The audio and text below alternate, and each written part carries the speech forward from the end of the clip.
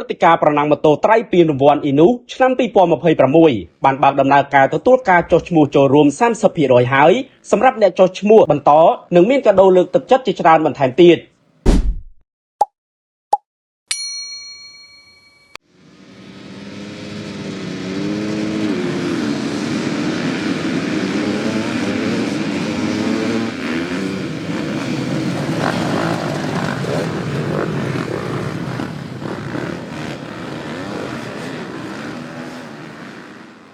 លោកពេជ្រសុខាអ្នករៀបចំព្រឹត្តិការណ៍ប្រណាំងម៉ូតូត្រៃដណ្ដើមពានរង្វាន់អ៊ីនូឆ្នាំ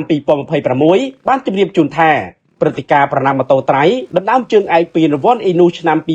2026ដែលគ្រោងនឹងរៀបចំរយៈពេល2ថ្ងៃចាប់ពីថ្ងៃទី28ដល់ថ្ងៃទី29ខែមិនិនាឆ្នាំ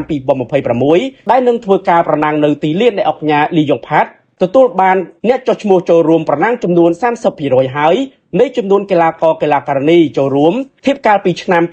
2025ជាក់ស្ដែងកាលពីថ្ងៃទី1ខែមិនិនានាឱកាសបើកទីលានឲ្យកីឡាករកីឡាការិនីសាកល្បងរួចរាល់ផងដែរ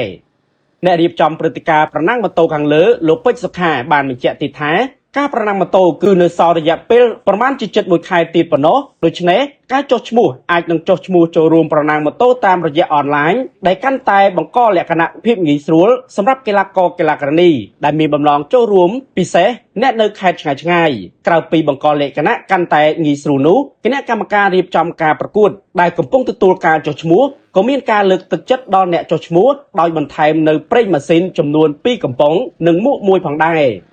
លោកពេជ្រសុខាបានអះអាងថាទោះបីឆ្នាំទី9នេះក្រុមហ៊ុនដៃគូឧបត្ថម្ភមានការថយចុះមិនផុសផុលដូចឆ្នាំមុនក៏ដោយក៏ព្រឹត្តិការណ៍ប្រណាំងម៉ូតូនេះនៅតែបន្តដំណើរការដោយគោលចំហររឹងមាំដែរពលគឺជាការប្រណាំងរក្សានៅស្តង់ដារនិងទ្រង់ទ្រាយធំដដែលដោយមានការអញ្ជើញពីកីឡាករកីឡាការិនីបរទេសនៅក្រៅប្រទេសមកចូលរួមប្រណាំងអ្នករៀបចំរូបនេះក៏បានរំពឹងជឿជាក់ថាព្រឹត្តិការណ៍ប្រណាំងម៉ូតូនេះនឹងរួមចំណែកត្រួសត្រាយផ្លូវឲ្យកីឡាករកីឡាការិនីប្រណាំងម៉ូតូនៅក្នុងស្រុកឲ្យមានឱកាសបានបញ្ចេញសមត្ថភាពតាមរយៈការប្រណាំងនិងការប្រកួតប្រជែងជាមួយនឹងកីឡាករមកពីក្រៅប្រទេសលោកសង្ឃឹមយ៉ាងងួតមាំថានឹងមានក្រុមហ៊ុនចូលរួមគាំទ្រកាន់តែច្រើនជួយឲ្យកីឡាករកីឡាការិនីប្រណាំងម៉ូតូកាន់តែផុសផុលនៅពេលខាងមុខបាទថ្ងៃនេះគឺជាថ្ងៃទី1ខែ3ហើយក៏ជាថ្ងៃមួយដែលយើងបានប្រកាសបើកទីលានឲ្យរយៈពេល1ខែមកហើយបាទអញ្ចឹងថ្ងៃនេះក៏យើងបានឃើញកីឡាករមកចូលរួមច្រើនទាំងកីឡាករក៏ដូចជាមេកានិកនិង fan មួយចំនួនដែលបានចូលរួមថ្ងៃនេះអញ្ចឹងក៏ជាសញ្ញាមួយបង្ហាញអំពីកម្មវិធីយើងខែ3ខែទី8 9ហ្នឹងគឺបង្ហាញថាយើងបានរៀបចំហើយយើងបានត្រៀមហើយអស់អញ្ចឹងសង្ឃឹមថាថ្ងៃទី28 29ហ្នឹងបងប្អូនយើងទាំងអស់នឹងបានចូលរួមជុំគ្នាទាំងអស់គ្នាបាទ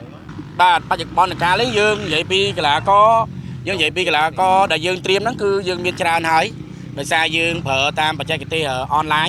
គឺយើងបាន register បច្ចុប្បន្នកាលយើងអាចនិយាយថាមកដល់ពេលនេះគឺយើងបាន 30% ហើយនៃការចុះឈ្មោះហើយវាមានពេលវេលារយៈពេល1ខែទៀតហើយដើម្បីឲ្យងាយស្រួលដល់កីឡាករតាមបណ្ដាខេត្តក៏ដូចជាតាមបណ្ដាក្រុងគឺយើងចុះឈ្មោះតាមអនឡាញ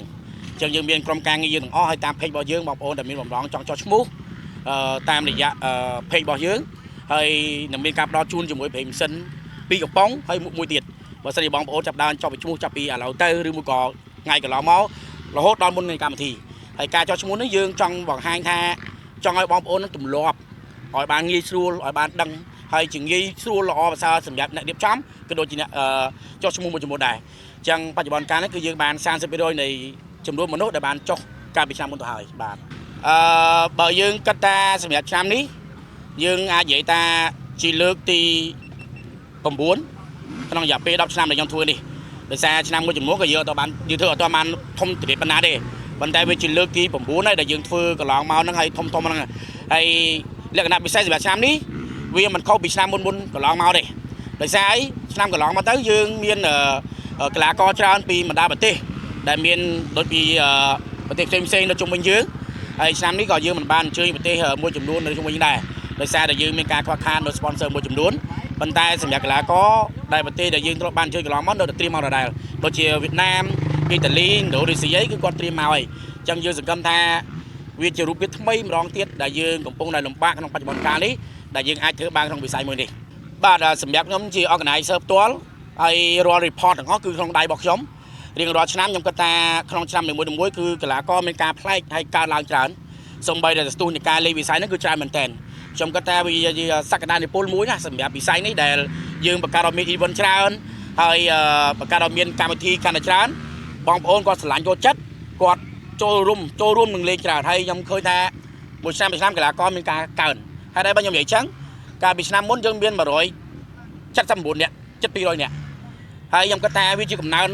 កាន់តែច្រើនមួយពូលយើងអាចរហូតដល់40នាក់38នាក់ពូខ្លះរហូតដល់លឿងគប់ទៀតដល់45អញ្ចឹងវាជាកំណើនមួយដែលយើងមើលឃើញថាវិស័យនេះមិនសាបសូន្យទេវិស័យនេះនឹងអាចរីកចម្រើនក្នុងប្រទេសយើងនៅថ្ងៃមុខមិនខានថ្ងៃណាមួយប៉ុន្តែបច្ចុប្បន្នកាលនេះគឺត្រូវការទាមទារឲ្យអ្នកស្រឡាញ់អ្នកចូលចិត្តអ្នកគ្រប់គ្រងនោះពិសេសបំផុតគឺ sponsor ធ្វើយ៉ាងម៉េចជំរុញវិស័យហ្នឹងឲ្យបានដើរទន្ទឹមនឹងទៅមុខដោយប្រទេសជុំវិញយើងដែរបាទដែលសម្រាប់ខ្ញុំវិញខ្ញុំសប្បាយចិត្តមែនទែនដែលបានសារព័ត៌មានទាំង4និង5នេះបានមកចូលរួមចូលសារព័ត៌មានហើយជាការជូនពររបស់ខ្ញុំទី1គឺខ្ញុំចង់អណោនទៅដល់កីឡាករដែលនៅតាមខេត្តក៏ដូចជានៅតាមទីក្រុងអីជាយាមចុះឈ្មោះឲ្យបានទាន់ពេលវេលាព្រោះយើងឆ្នាំនេះយើងអត់ឲ្យចុះឈ្មោះតាមតែពេលវេលាណាដែលគាត់ចង់ទេយើងនឹងមានលិទ្ធtimeរបស់យើងកំណត់វាដើម្បីបញ្ជាក់លាក់ឲ្យឈ្មោះឲ្យបានមុនកម្មវិធីយ៉ាងហោចមុនមួយអាទិត្យឬមួយក៏3ថ្ងៃអានេះជាគោលបំណងរបស់ខ្ញុំដែលផ្ដាំញ៉ាំទៅដល់កីឡាករហើយគោលបំណងទី2យើងនៅតែអរគុណទៅលើ sponsor ដែលបានជួយយើងដូចជា Inno គឺជា sponsor ធំដែលបានជួយយើងកន្លងមកហើយនឹង Dunlop ហើយនឹង Six សារនេះហ្នឹងហើយយើងបានជួយមួយយើងគឺនៅក្នុងមុនផ្សេងទៀតអញ្ចឹងឆ្នាំនេះយើងសប្បាយចិត្តក៏សប្បាយយើងបាត់បង់ sponsor ក៏យើងមិនដឹងធ្វើមិនដែរព្រោះឆ្នាំនេះយើងបាត់5 sponsor ហើយជាចំនួនទឹកប្រាក់មួយដែលធំដែលបាត់បង់សម្រាប់ sponsor 5ឆ្នាំនេះប៉ុន្តែក្នុងនាមខ្ញុំជា organizer ខ្ញុំតាំងចិត្តថាយ៉ាងណាមួយត្រូវធ្វើវាឲ្យបានអញ្ចឹងប្រាំញ៉ាំទៅដល់កីឡាករទាំងអស់គ្នាថាបើប្រាក់រង្វាន់តិចឬមួយយ៉ាងណាអីកុំប្រកែកកាន់គ្នាអីព្រោះខ្ញុំព្យាយាមធ្វើឲ្យយ៉ាងណាមួយឲ្យបានកើតក្នុងមួយឆ្នាំម្ដងឬក៏2ដងបាទហើយសារចុងក្រោយស្នើសុំដល់កីឡាករក៏ដូចជាទូតជនទាំងអស់អញ្ជើញចូលរួមមកទស្សនាគាំទ្រ